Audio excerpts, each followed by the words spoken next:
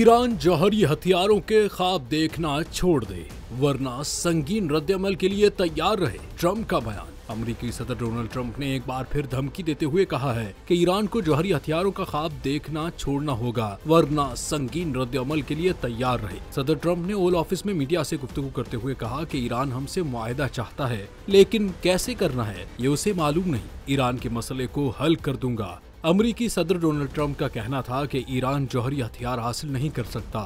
जौहरी हथियार न होने पर ईरान एक अजीम मुल्क बन सकता है। ट्रंप ने धमकी देते हुए कहा कि ईरान को जौहरी हथियारों का ख्वाब देखना छोड़ना होगा वरना वो संगीन रद्दअमल के लिए तैयार रहे। इसके अलावा अमेरिकी सदर ने मीडिया से गुफ्तगू करते हुए कहा कि ज्यादा से ज्यादा गैर कानूनी रिहाइश पजीर अफराद को वापस भेजने का मंसूबा है। दरामदी अद्वियात पर भी महसूलात लगाऊंगा।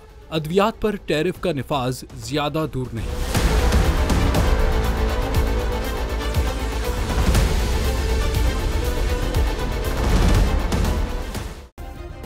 सब्सक्राइब करें और बेल दबाएं ताकि कोई खबर रह न जाए।